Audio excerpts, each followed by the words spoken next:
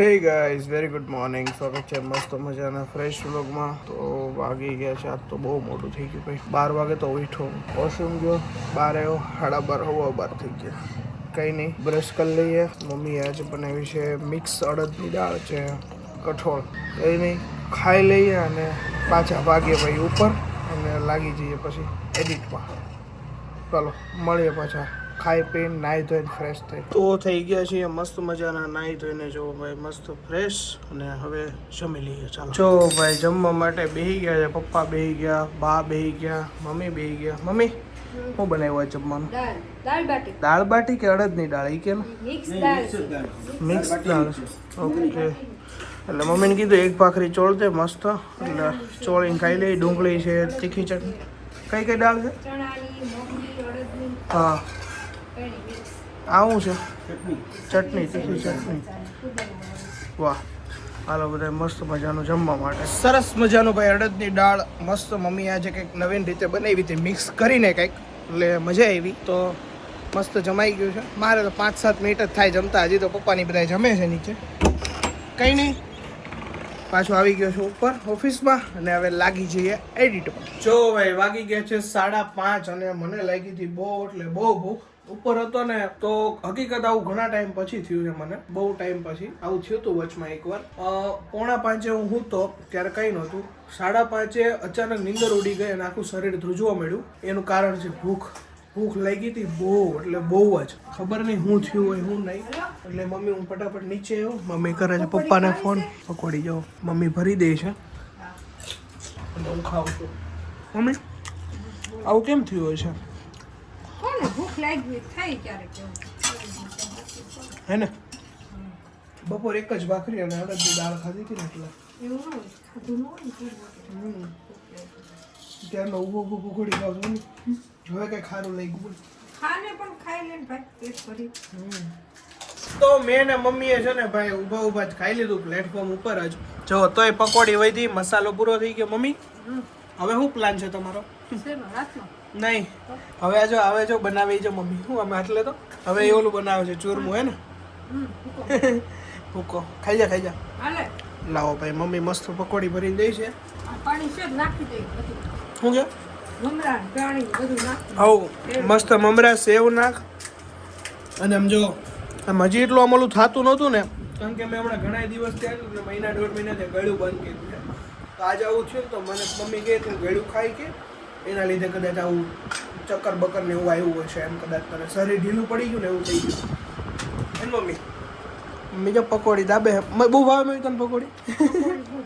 બહુ ભાવે. જો ભાઈ રોંઢાનો નાસ્તો થઈ ગયો છે. સેવ હતી, મમરાઈ. પકોડી ખાવા હવે પતી ગઈ તો બોલાવીશો. મસાલો ક્યાં છે? મસાલો તો થઈ જાય એવું કાંઈ વાંધો નહીં. હાલો નાસ્તો બાસ્તો કરી લીધો છે. જો ભાઈ હું આવી ગયો છું ઘરે. અને મમ્મી શું છે આજે રસોઈમાં?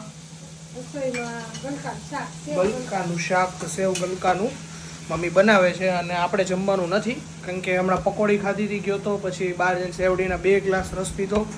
આટલું બધું પીધું છે એટલે આપણે કંઈ ખાવાનું છે નહીં.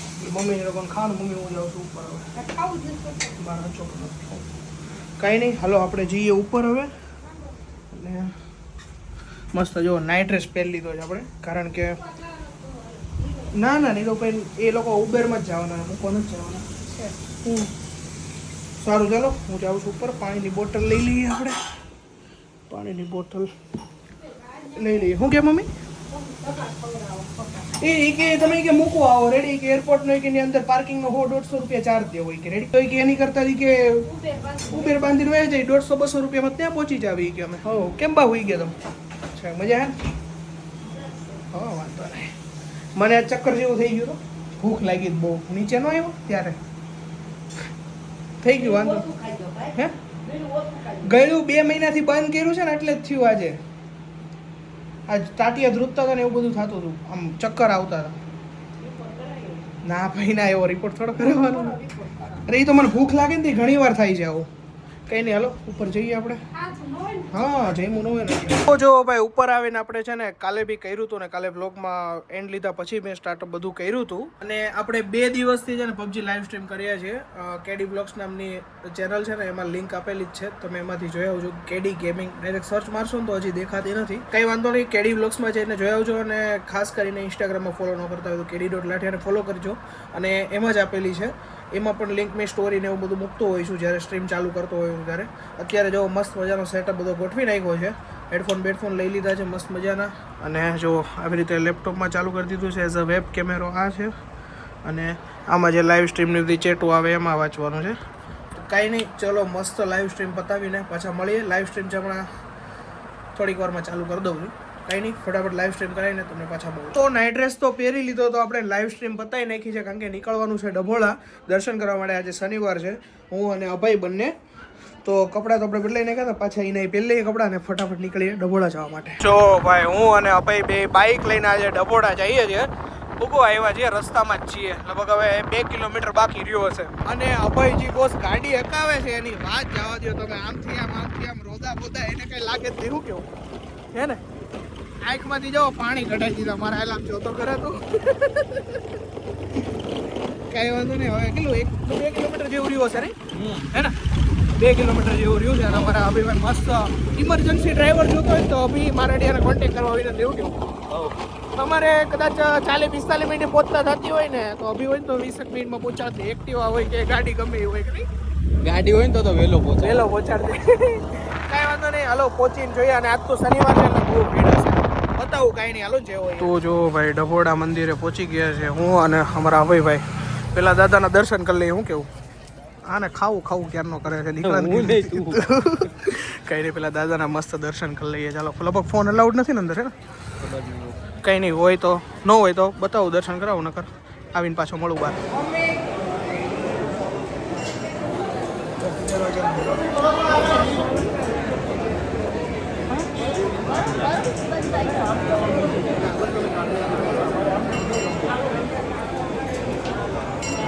જો ભાઈ તેલના ડબ્બાનો કેટલો સ્ટોક આવી ગયો છે, કારણ કે હમણાં હનુમાન જયંતિ છે ને તો કંઈક તેલનો અભિષેક ને એવું કંઈક હશે, એના લીધે જો આટલા બધા તેલના ડબ્બા આવ્યા. આજે શનિવાર છે ને તો એ ખબર નથી પડતી, આજે ટ્રાફિક બહુ એટલે બહુ ઓછું. શું કેવું છે, એટલે મસ્ત મજાના દર્શન થઈ જાય છે ને શાંતિથી બેહાય હોતાય છે. તો ફાઇનલી જો ભાઈ ડભોળાથી આવી ગયો છું ઘરે અને વિડીયો કરી દઈએ એન્ડ. તો વિડીયો ગમે તો લાઈક કરી નાખજો, ચેનલમાં નવા હોય તો સબસ્ક્રાઈબ કરીને જજો. તો મળીએ નવા વ્લોગ સાથે, ત્યાં સુધી બધાને ગુડ નાઇટ.